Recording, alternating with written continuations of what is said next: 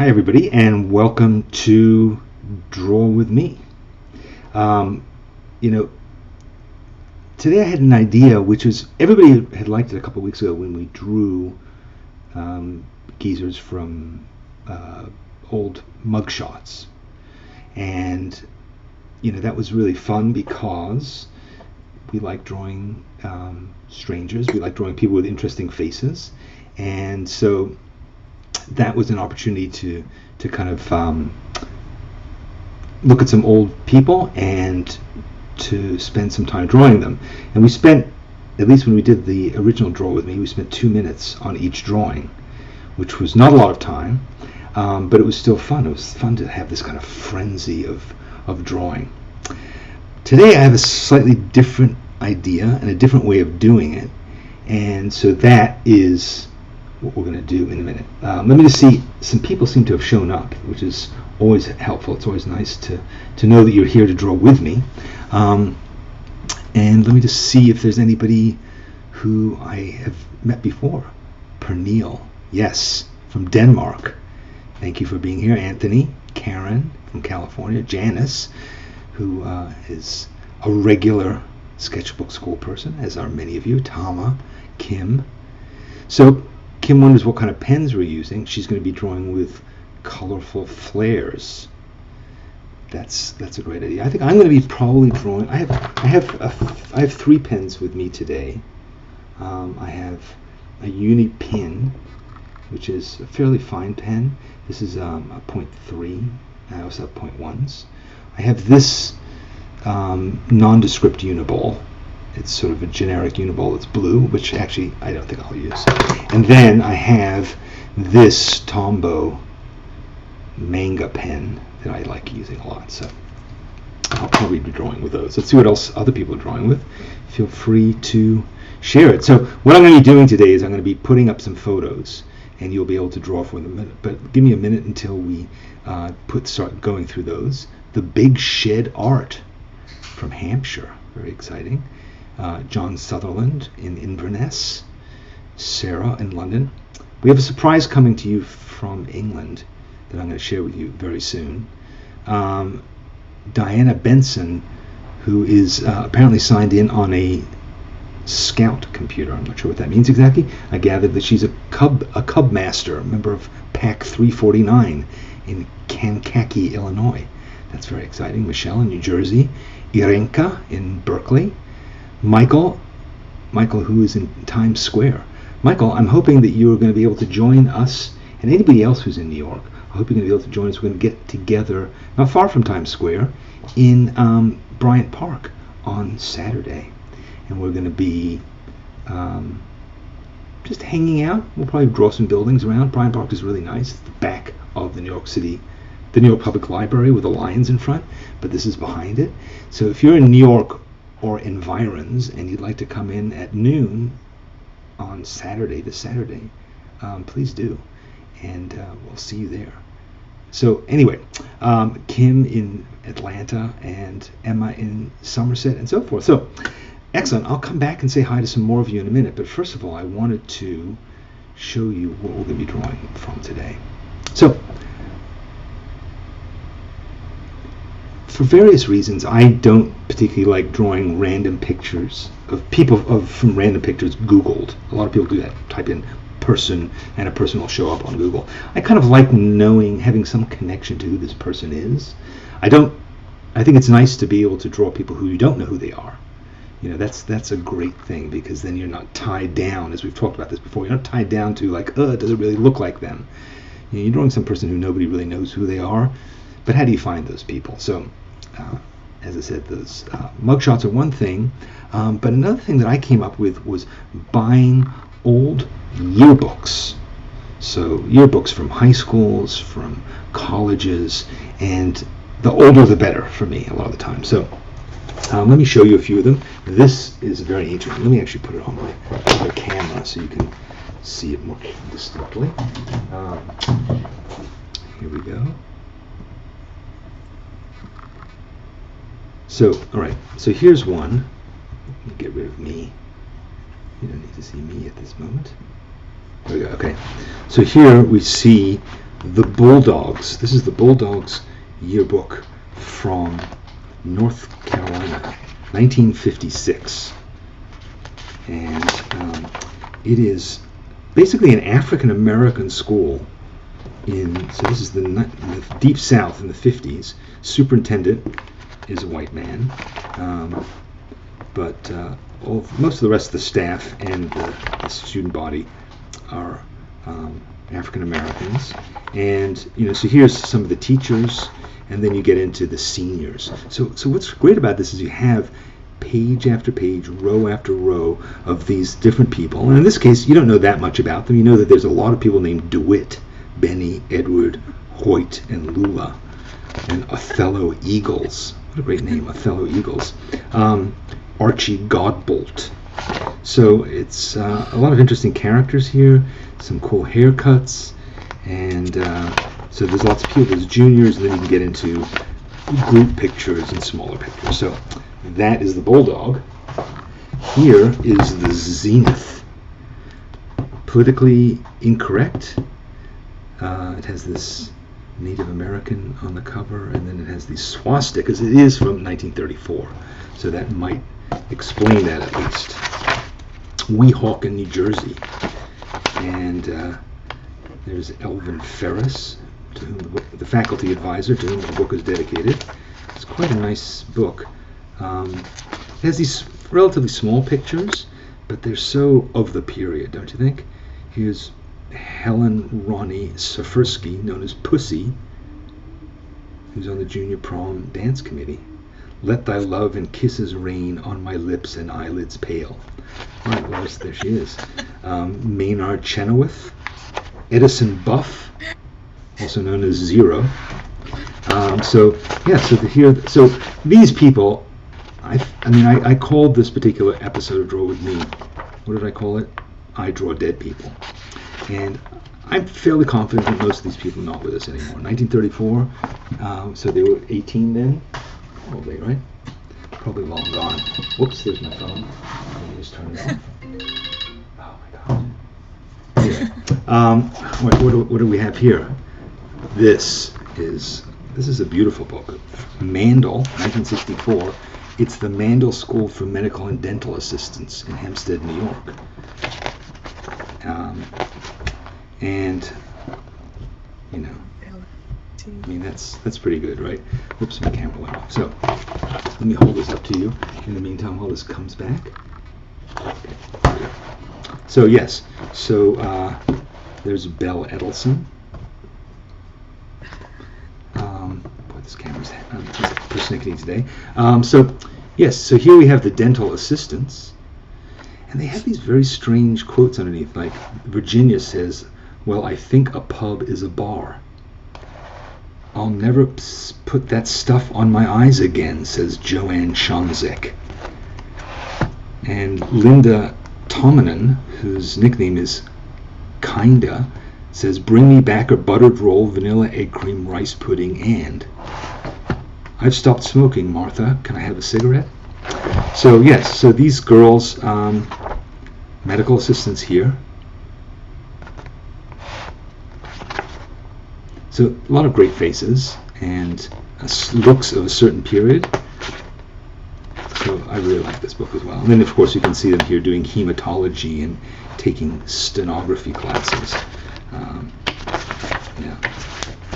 Here, just monkeying around. So that's the Mandel. Now here, speaking of man, here is the male equivalent of this, which is Georgetown University School of Dentistry, 1962. Again, some great-looking dudes. I just love drawing guys like that. Maybe because I look kind of like a guy like that. Anyway, so a lot of great faces in here. Some nice big juicy pictures, and you also get the portrait and then the action shot. So here he is. Here's Dr. Breen looking at some dental x-rays. So these are all fun things to draw. I don't know. I like the fact that they are kind of similar. How would you feel about having a guy like that as your dentist, though? Some of them kind of scary. Looks like a dentist.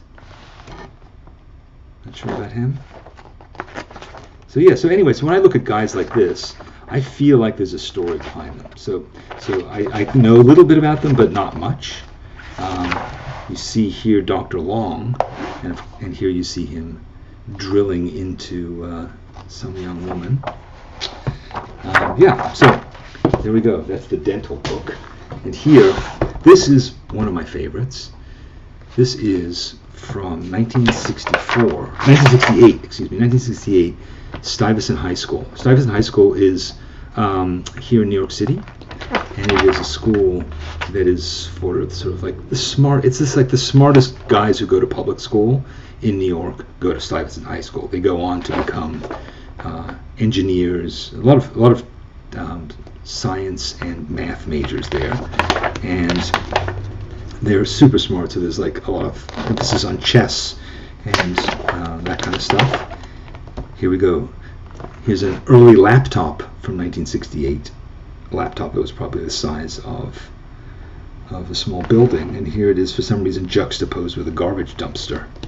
But this is 1968, so there's a lot of grooviness and some sort of political action, I guess. And you've got computer cards, you got guys with long hair, and check out some of the faculty. Check out Mr. Blenninger here. Pretty cool. Mr. Sheldon, Mr. Rubenstein, and that guy is aching to be drawn, don't you think? So yeah, and then when you get deeper into it, you get some great pictures. So I think we're going to draw some of these guys. You'll be glad to know. But here's Joseph A. de Blasio. I wonder if he's related to our mayor and would-be president. So a lot of guys here. Seems to be old boys. I think that's probably what it was. It was probably an old boys school back then, even though it was a public school. But it's just rows and rows of these guys. So I love that book. And then finally, this one is also another one of my favorites. This is Mount Regis 1948 yearbook. This is Mount Regis, which is basically a girls' Catholic school in Weston, Massachusetts. And here again we have a bunch of building stuff, and then you get to see. Seems that all the teachers are men. They're all priests, but all of the students are girls. And again, they do these things where they have a photograph, and then they do kind of an action shot and tell you a little bit about them. Like Jean Blackwell, fashion-minded clothing major, spent an unforgettable summer as a swimming instructor, dancing her avocation. So, all of these ladies. So 1948, they were born in 1930, so they're probably 90 years old if they're still alive. Here we see Eleanor and Mary Jane, both with their dogs. This is a picture that's always intrigued me, which is, here we have Celeste Egan posing for some reason with a handgun. It says, always ready to laugh even at trouble. Not sure what that means exactly. Well, here we have Alice Ryan, who enjoys sketching. So there she is sketching. Here's a picture of her. I think we have to draw Alice just for that reason. And so we will do that. All right, so that's our subject. Our subject is to draw. So our subject is to draw some of these old high school yearbook pictures, and I will share some of them with you. Okay? So if you'd like to, by the way, to ever use this kind of thing as a source, go to eBay, go to a local flea market. It's hard to not run into old yearbooks, and there are just gazillions of them, and nobody wants them anymore.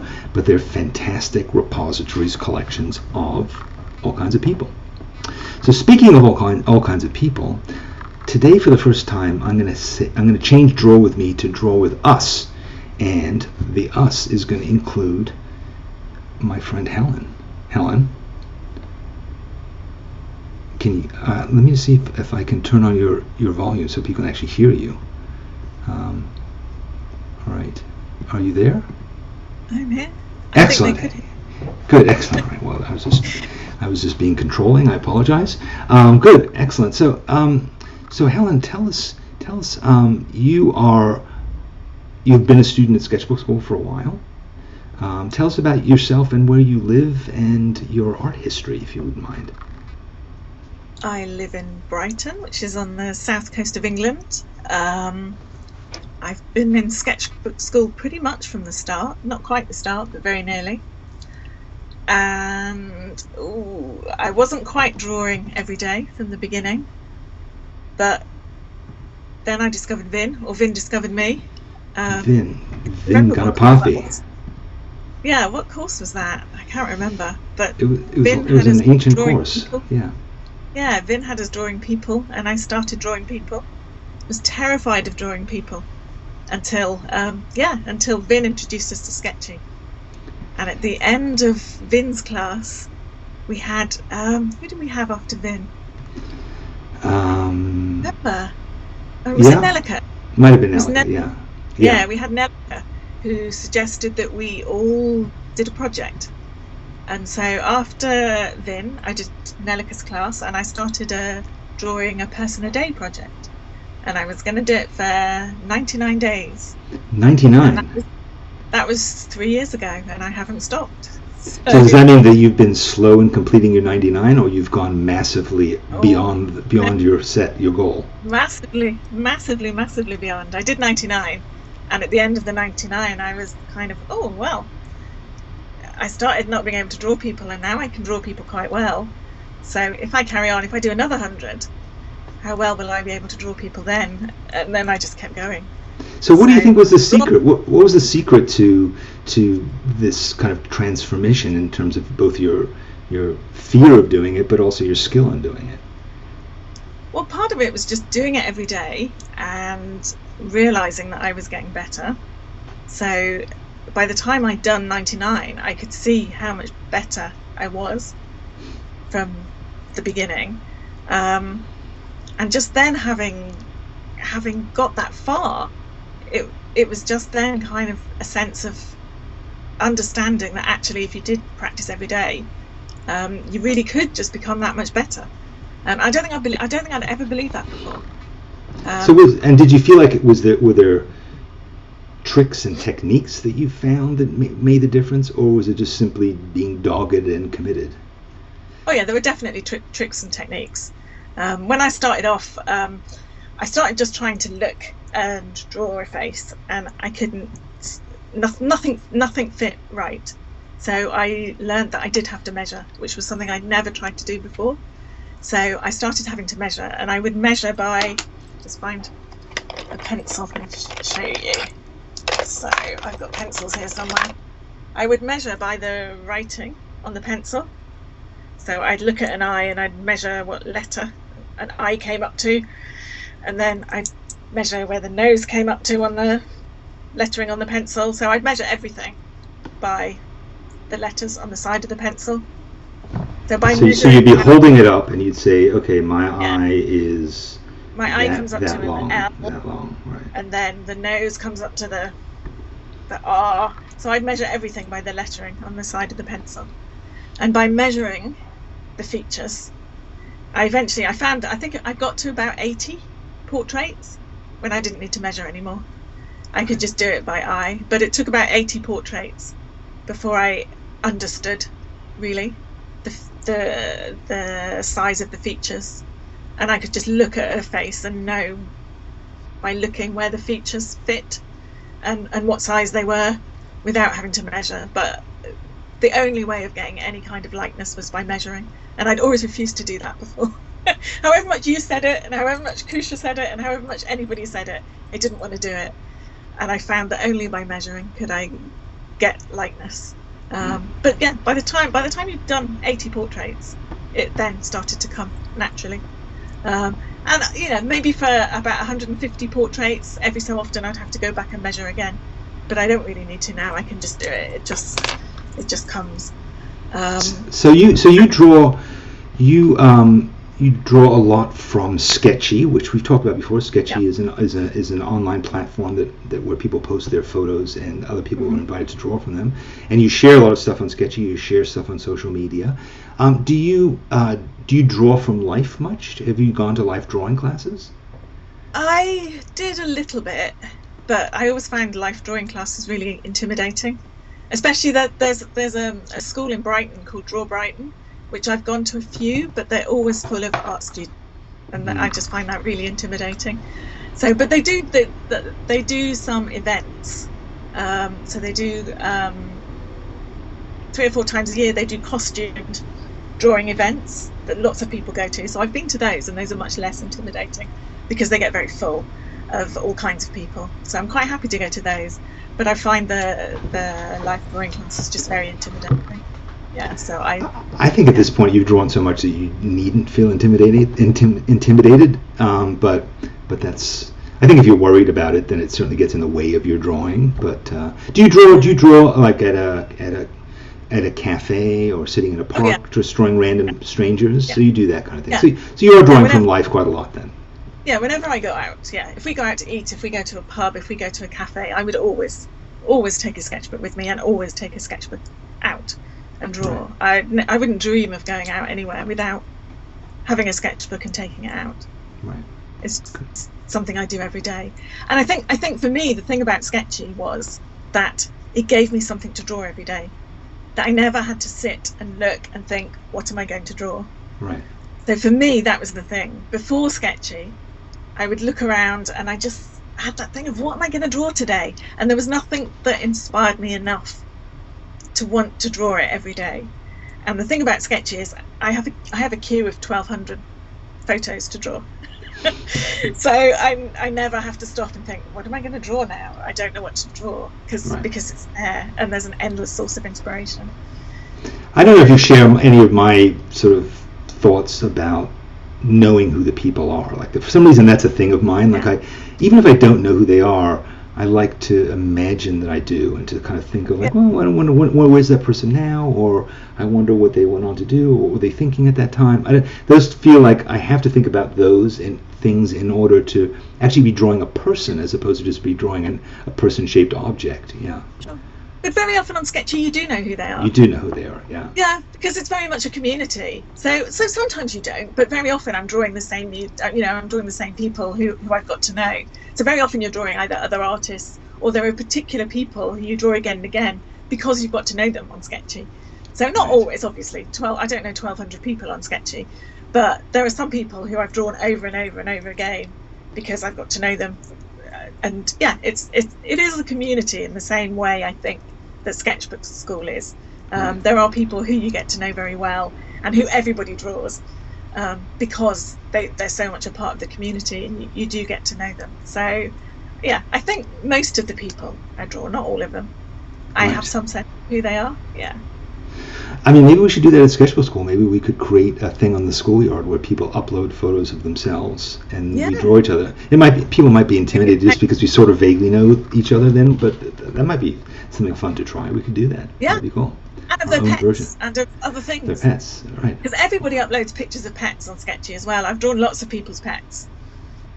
Yeah. Pets are fun. We're actually talking about doing a pet drawing class next year. So like people drawing people, but people drawing animals. So that might be something that we would do. Okay, so let's start doing a drawing. So Helen, one of the things that you and I talked about when we first discussed the idea of you coming on and doing this with me was that you and I tend to have a different process of drawing. Like literally, like we draw different things at the same time. Like we start in different places. And I thought that would be an interesting thing to see side by side, and people could have that as an idea. You're all free, of course, to just draw the person that we're going to put up there, but also to watch us side by side. So we're going to try and figure out how to do that. Are you ready to start drawing? I've turned my phone off now, so that should be the end of that. Good. All right. I need to move my camera. Yes. So you're gonna take this camera and you're gonna aim it at your sketchbook so we can see what you're doing. My sketchbook. And here we go. I'm going to. So all right. So here's my sketchbook, and I think why don't we start with Armand. Oh, what have I done? What's happened? We've lost Helen temporarily. What have I done? We can hear you. I'm going to go out and come back in. All right. So, what have I done?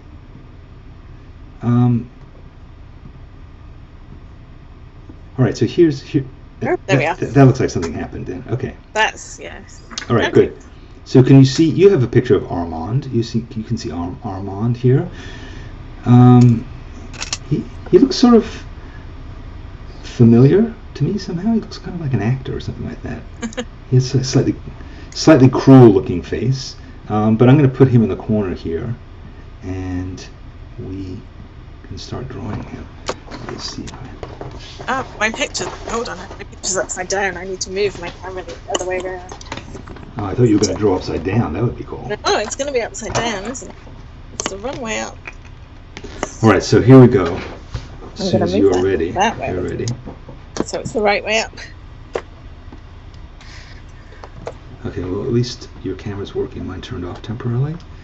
Yeah, it's going to be the right way up now. All right.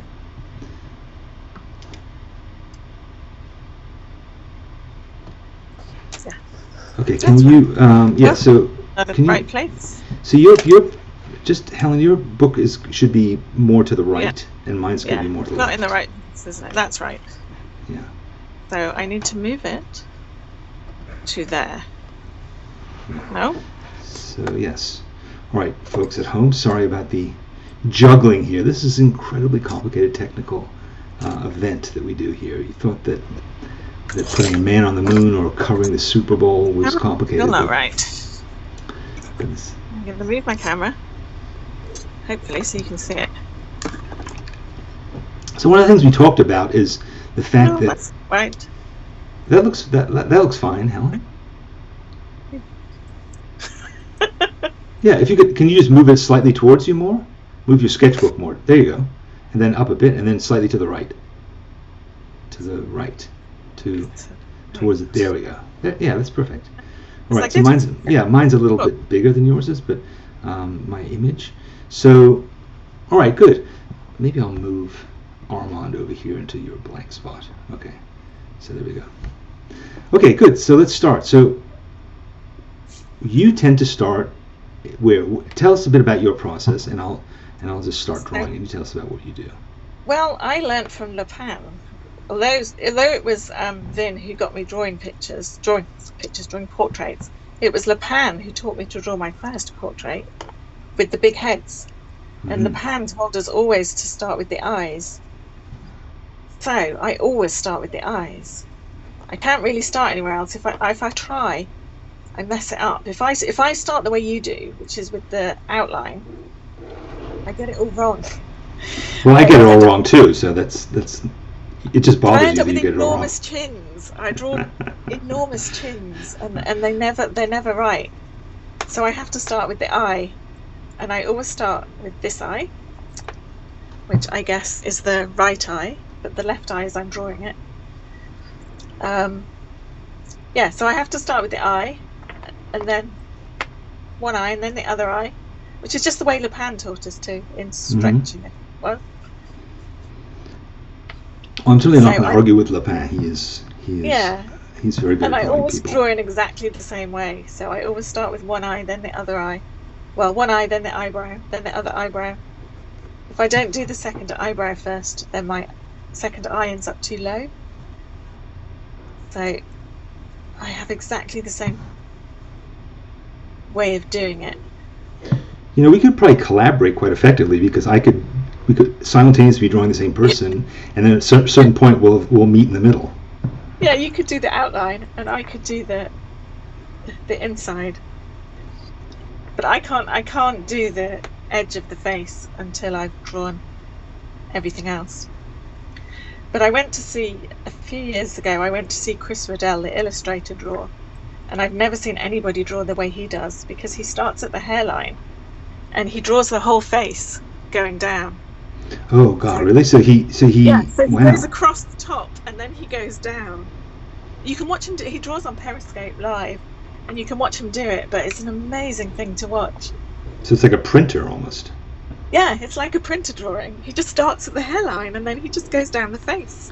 Well, I mean, I think in a way, I think what he's probably doing, which is a really good idea, which is it doesn't really matter what it is that he's drawing, right?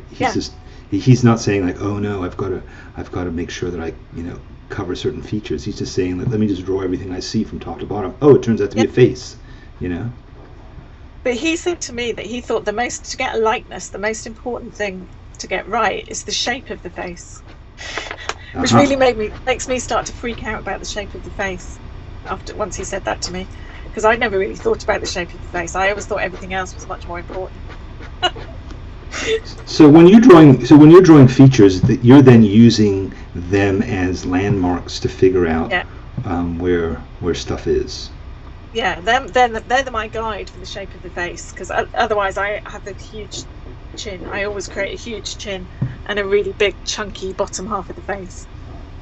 So they're my guide to the outside of the face, and also for the ear. So I just can't do the blind contour because the whole face shape ends up wrong. Well, it doesn't end up wrong, it just ends up too big, and I can't fit the parts inside it right. Right. One of our new teachers, Carlos Aponte, in People Drawing People, he talks about building the house and then furnishing the room. And what he means is he draws, I guess, the way I do, where he draws basically the outline of the face, and then he considers the features to be the furnishings. So I guess he has a similar approach.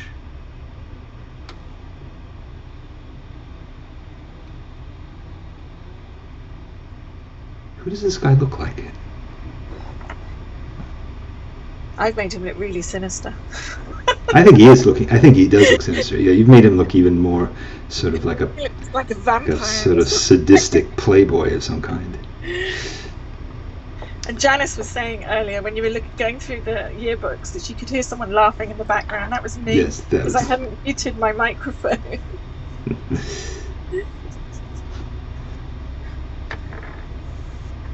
Who would have thought the yearbooks could be so funny? He definitely looks like he's someone out of the 1960s. Yeah, he always got those sort of sideburns and kind of brilliantine hair. Yeah. Does he look like he's 18 though? No. He looks much older, right? Yeah. I don't know if people just looked older in those days, but I've made it. It might be the suit as well. That's true. I've made his eyes too big and too close together, which makes him cuter and less sinister. Yeah, I'm definitely doing like the cuter manga version of him. Yeah, I'm doing the vampire version.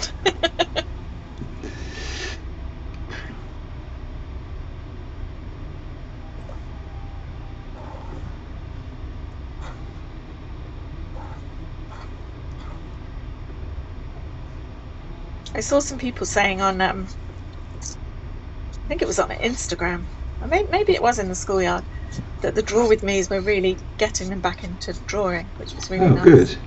Yeah. Yeah, me too.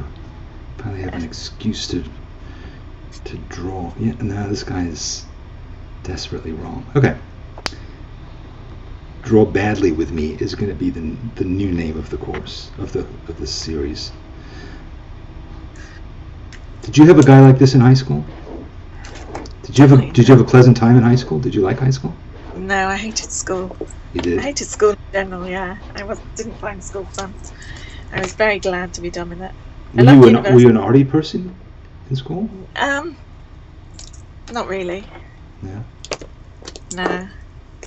I mean, I would have been, but my parents didn't really approve of me doing art. So.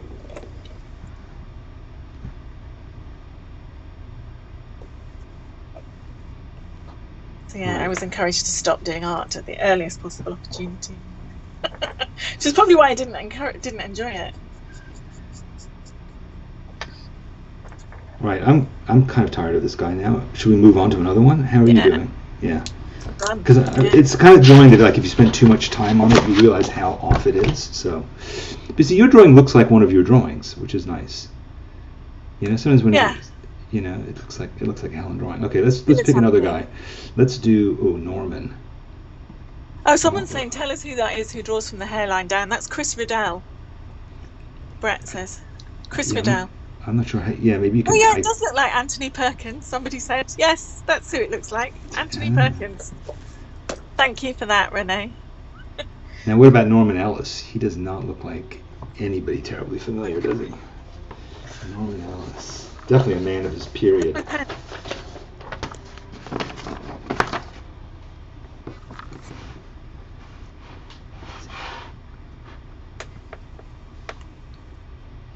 That hair, I wish I had the iPad to draw this guy.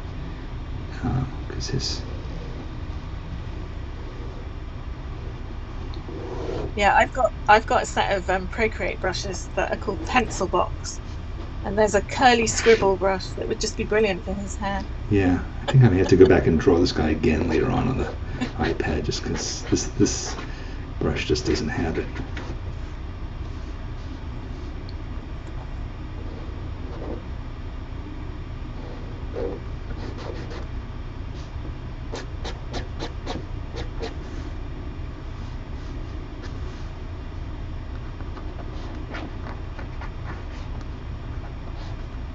So you draw on the iPad quite a lot. Is it?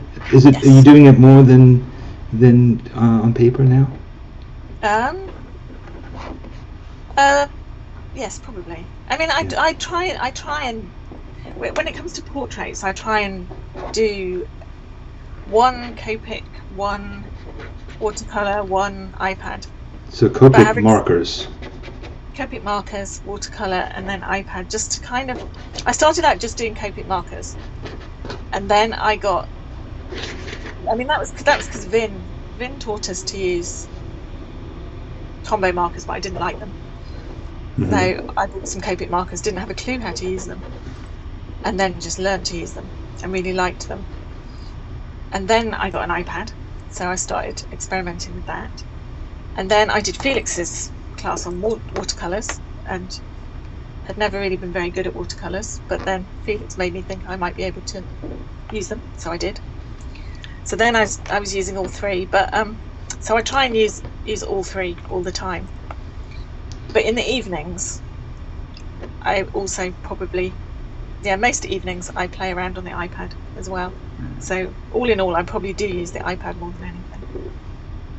Just because it's an easy thing to do when you're just sat in front of the TV in the evening. Right, it's also easy. You don't have to worry about light, also. No, you don't have to worry about anything. You don't have to get anything out. You can just sit and play. Right. So that's what I find it's done for me. It's made me much more playful. I think I've been experimenting with stuff. Yeah. So yeah, I play around on it a lot and just see what happens.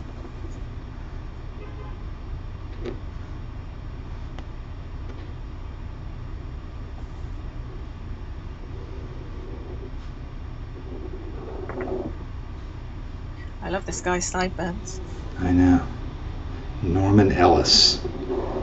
Where is he now? And what, he's 18? Seriously? 18. Yeah, 18 in 1968. So, yeah. So.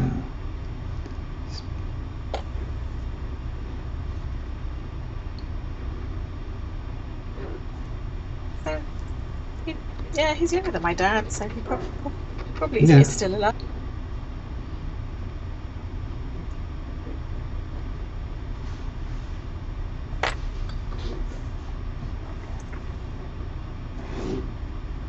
I do like drawing guys' ties and jackets. I need to do something with his hair. Yeah, that hair is...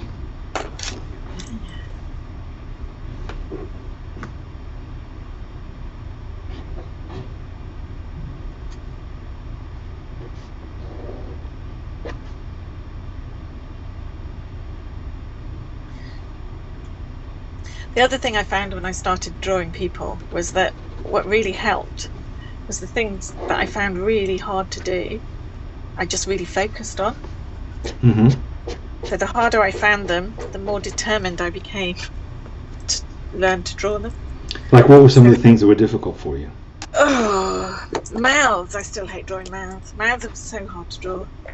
I know some people find them really easy, but I find them really hard. And hair. Mouths and hair are the two hardest things. Mm-hmm. So I just found that rather than avoiding them, it was really important to just really try and learn to draw them. So I spent a lot of time just trying to draw instead of avoiding pictures with really difficult hair, I started trying to find pictures with really difficult hair. I mean, hair is you have to develop some kind of a graphic language, I think, for drawing hair. Like you know, are you going to draw? I mean, I started by drawing the shape of the overall hair, but then you get into this sort of thing that I'm dealing with now, which is like how much texture do you add? You know, how much? You know, like this guy, his hair is sort of dark on one side, and there's some texture in it, but how crazy do you want to go with it all? You know? So.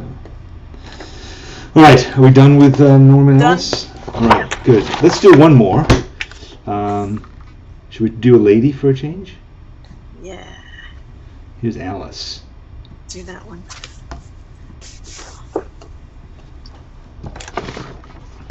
So Alice is slightly different era. She has different hairstyle, but she's sort of, there's something bird-like about her. She's got amazing eyes. Yeah. I'm not sure where to start with her. Okay.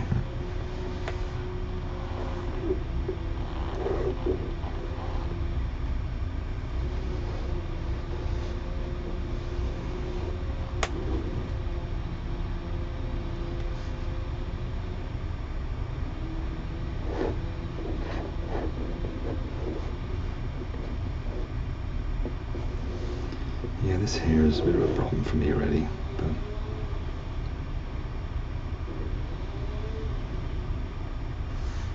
sometimes you make one bad decision about a certain thing early on in a drawing, and then you pay the consequences for it for the rest of the time that you're drawing it. So. And I'm quite often tempted to stop, and then I remind myself of the Tommy Kane rule. Sure. It's true. If you spend, just keep going. Just never stop. Yeah. And often it pays off. Quite often, that's the other thing that I think the 99-day project taught me, just by keeping going, was that actually, if you just keep going, it will often pay off. Because the other thing I learned is that most drawings have a really horrible phase, and you get through that really horrible stage, and actually if you just go through it and just persevere, then often they will come out of it looking okay at the end. It's like the adolescence of your drawing, the awkward sort of awkward, hateful stage, and then you get it.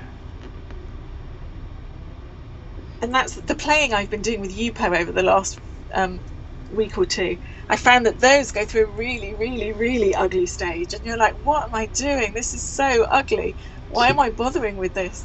But so you better explain what that means, Yupo. Oh yeah, people don't know what I've it been is. I've been playing with Yupo paper, which is this synthetic paper. It's really slippery, and if you use watercolor on it, it doesn't, or anything on it actually, nothing soaks into it. It just stays on the surface, and it kind of slides around. So it's totally different from anything else, and it goes through anything you use on it goes through a really, really ugly phase. But if you just persevere, I've discovered that most things will come out looking really pretty at the end.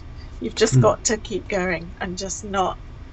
Yeah, you just have to work through the really ugly phase, because it becomes really ugly, and it just looks really dirty and horrible. And the thing with the good thing about working with Yupo is that you can remove anything. So if it ends up being really horrible, you can literally just wet it and wipe everything off and start again. Because it's sort of this kind of almost plastic kind of quality that it has. Yeah.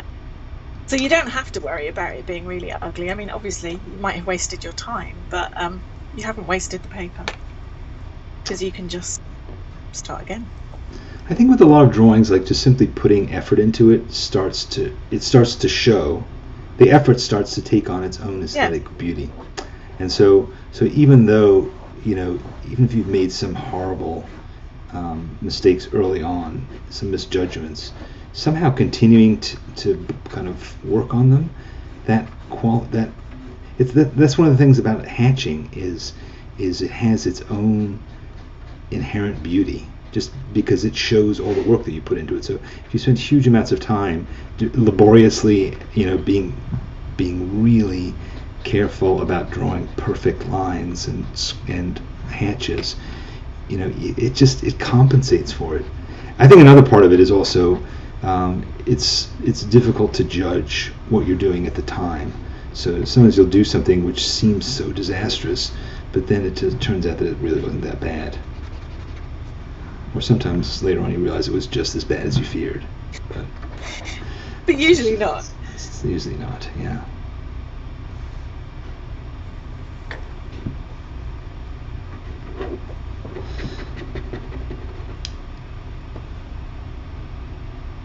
Well, I managed to make up for a couple of my really bad lines that I did, like this one. But I don't think I've really captured her bird-like quality. Yours is a completely different take on it than mine is, too. Yeah. Because you were really captured by her eyes, which I was. Mine ended up looking, she looks sort of more, she looks startled in the photograph, and mine she looks a bit sort of down, and yours she looks wary. So. Yeah, she doesn't look startled. I haven't got the eyes. Yeah, she is looking off to the side. So what do you think became of Alice? Who knows? Was this pre-war? So she went to an all-girls school in 1948. She graduated, so that means she was born in 1930. Yeah. So she would be 89 now. But yeah, Tala makes a good point, which is young faces with smooth skins are hard to sketch, and for me it's because you don't have the opportunity to make up for your mistakes with a lot of hatching and textures. Like if you didn't get the line right, then adding a bunch of lines on top of it just makes them look kind of haggard and dirty.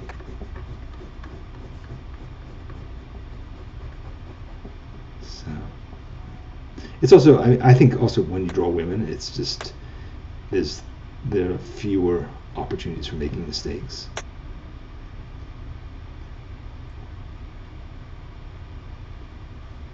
Men, you can get away with stuff more. Now, how much of the time do you draw bodies? Do you just mainly draw faces?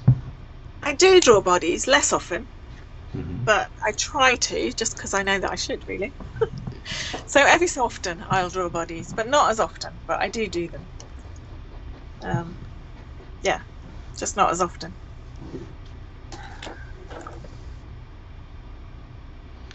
Yeah, I'm not getting happier with this drawing. Yeah. Yeah, I was going to say there are things that you kind of try to do, or I try to do. I try, Sketch is so full of particularly young white women. Mm-hmm. So I try to make sure that I'm doing non-white faces. Try and draw men. Try and draw Asian faces, black faces, older faces. But sometimes you're kind of having to, you have to trawl through to find things that aren't young white women. Yeah, that was my feeling about Sketchy, was sort of the selfie generation, and I was a little bored by them. I mean, but the tricks, there are tricks to finding good faces on them. Yeah. Sketch, which is that the best trick is that you just follow other artists and steal their inspiration. See what they did, yeah. And whenever they're drawing someone who's particularly good, you then don't necessarily steal that particular face, but you then go and look at that person, because usually the really good muses on Sketchy usually have lots of really good photos. Oh, I see. People upload multiple. Yeah. So whenever there's someone who has a really good photo, I go and look at all their photos, because they usually have lots of really, really good ones. So yeah. All right, I'm done. Yours looks more complete than mine. I'm done. So let's go back and talk to each other some more then.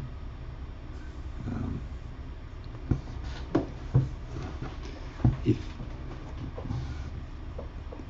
Katie Youngbauer wants us to draw Saddam Hussein for some reason. That's name. Thank you, Michelle. I don't know. I want to spend the time doing that. My camera. Let me me move my camera back. In fact, I can just hold it. That's interesting what Wilma says here. She says, I had a teacher that reassured us that the ugly stage was was a breakthrough. I think that's interesting. That's sort of like it's kind of darkest before the storm sort of thing. That's the point of struggle when suddenly you'll have this new discovery. What do you think about that? Sorry, say that again. The ugly. Yes, the ugly stage is the breakthrough moment. Yeah, it usually is, because it's usually quite near the end as well, I find. It's usually, not that far from when you're finishing. I find it's usually, it's always the point where I really feel most like giving up. And then suddenly, it can be like 5 or 10 minutes later, suddenly it's transformed into something really nice. And you're like, oh, wow. And I was almost ready to give up on this, and now look at it.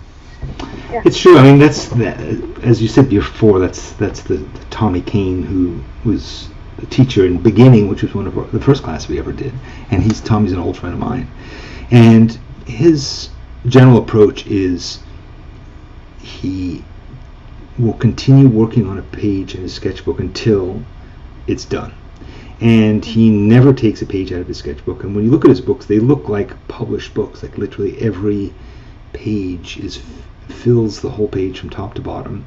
And he spends an awful lot of time on them. And I think, he has a lot of ability and a lot of experience at this point. But I think also this commitment that he has to just, I'm going to keep doing it, is really the key to his success, and also I think to his growth. I mean, he's changed and developed a lot over the last decade or so drawing in a sketchbook. But I think a lot of people who took that class beginning, and Tommy gave the assignment to draw your kitchen. And you did that, right? You drew his kitchen, your kitchen, Yeah. What was your experience with that particular exercise? Do you remember it? I loved it, but then I like doing long drawings. For me, the longer the drawing, the better. In many ways, most of my portraits are 2 hours. 2 hours, and I like taking the time. I mean that exercise was basically to draw everything in your kitchen, to draw every drawer handle and every appliance that's sitting on the counter and every spoon that's visible in the washing up rack, and just spend time working your way from side to side, doing all these details. And he showed us also how he does first a drawing with, and at that time, a uniball pen, and then he goes back and he does watercolor, and then he does a third layer, which is color pencil cross hatching. That's generally the way that he worked for a long time. And so the pictures become really rich, and they have so much, again, this feeling like you look at it and a lot went into it. There's some drawings that I think are very beautiful where you feel like the person just took a pen and went like that and somehow got it right. Often got it right because they've done that thousands of times and now their gesture is perfect. But I think the other part of it is the opposite end of the spectrum where you really just keep working. And in some ways that's easier, don't you think? I mean, in some ways it's easier to get to that point and to put that, as long as you're willing to put that work in. That's your approach. And how committed are you to any given drawing? I mean, are there times where you've just said, to hell with this and thrown it away? I mean, it must have been, but... No, never. I'm totally committed to everything I do, Wow. No, and I really like sitting and spending a couple of hours on something. I don't think I ever... I mean, obviously, if we go out and we're just sitting in a cafe, then I'll draw quickly. But once I sit at my desk and I start on a portrait, then I know I'm going to spend a couple of hours on it, or I'm prepared to. It might not take that long, but once I sit down, I'm quite prepared to do that. Even if it means sometimes I have to go to work and then I'll come back and I'll finish it. But I'm always prepared to spend as long as it takes, and that's up to 2 to 3 hours. I just never really think in terms of the time. I mean, there's certainly times where I sit down and I go, okay, I know like my wife is going to come out of the store soon and I don't have that long to sit here, so I better not try and do something incredibly ambitious as I draw these buildings. I should just focus on something smaller. But a lot of times I just feel like I'll keep drawing, and sometimes if there's a lot of times, there are times actually when I spend too much time drawing particularly if I go drawing with friends of mine who are the kind of drawers that spend huge amounts of time, I'll end up feeling like, okay, my own work is just becoming so labored and, losing its life, its liveliness. But I think that's probably why I'm not really an urban sketcher, because I find not having enough time to do something properly, I find quite frustrating. Right. But having said that, just recently, certainly when I'm doing watercolours, I'm trying to reduce the amount of time I'm spending on them, because I'm really aware, or I reached a point where I was aware that some of my watercolour portraits were becoming overworked. And so when I reached that point, that was maybe about, I don't know, maybe 10 portraits ago. So I'm much newer to watercolour than anything else. And about 10 portraits ago, they suddenly started to look really overworked. At that point, I realised that I had to take less time. Actually, on days when I don't have as much time, I'm much more likely to do a watercolour portrait than anything else. Good. Because I know I can do it in less time. Right. Yeah, I mean, Felix talks about that a lot, because Felix walks incredibly quickly, and he often will start with the watercolor. He'll start kind of laying that out, doing that initial, as he calls it, the construction. I think he means the foundation, and then he'll add to it afterwards. So watercolor can be really quick, really quick. So one final point somebody brought up, which I thought was quite interesting. Who was it who said, yes, Fran says, I was told by a teacher that we always draw ourselves no matter what we're drawing. Now I feel like if I'm going through Facebook and I see one of your drawings, I instantly know that it's one of your drawings. Your style has really developed, I think, is part of what it is. But what can you tell us about that experience? And also center yourself, because people might want to draw you. Center yourself in the window. For some reason you're off to the side. There you go. Okay, good. Yeah, that's perfect. Good, yes. I didn't kind of consciously develop a style. It just happened. And some of it was partly that kind of trying to learn to draw things that I didn't know how to draw. So I have a very particular style now in terms of drawing hair, because somebody just commented on my drawing the stripes in the hair. That was a way of trying to draw it with Copic markers when I really couldn't draw it, and that became part of a way of overcoming that particular obstacle and not knowing how to do it. So it kind of developed out of trying to find a way of dealing with those things that I couldn't do. And actually, when I draw portraits in my sketchbook, when I'm not doing them quickly, I draw in pencil first, and they look quite different in pencil. So I have lots of scratchy lines when I'm trying to get the features right. So they do look quite different, and then I go over them in line to get that style that has kind of developed, because it's what I like. But also a lot of that style has come from learning and watching other people. Sorry, I can see my hands flapping around. A lot of it has come from seeing how other people draw. So some of it, sometimes when I'm drawing, I can see bits of Le Pen in what I'm drawing, and bits of Vin, and bits of Chris Riddell, who I've watched drawing lots of times as well. So sometimes I see bits of other people. I see bits of you and bits of Kusha and all those people that I've learned from. Bits of Miguel, whose work I love as well. I'm always excited when I am doing a drawing and I'll suddenly go, oh, that looks like such and such. I get really excited. Like, oh yeah, that's good. Yeah, I remember in the house saying, look, can you see that line? Can you see whose line that is? No, I'll very often do that, yeah. And try and get Daisy or Tony to agree that yes, it definitely is somebody else's line, not mine. Fantastic. Yeah, no, I get very excited when I see something that looks a bit like somebody else. But it wasn't a conscious decision to develop a particular style. It just happened. Right. It came from trying to overcome particular things that I didn't know how to do. No, I mean, your style in the end is you. So the more you work at it, the more drawings you do, the more you, I think, are authentic in what you make. And I think your stuff is obviously recognizably the person that you're drawing, but also has your signature on top of it every time too. So that's really what we want to accomplish. That's the goal. And I think it's taken you a long time to get there, as it does, but you've worked so hard at it. that it's inspiring to watch how you progress, and inspiring to see you do new stuff every day. So thanks for sharing all the work that you make. That's really it's been really fun to see.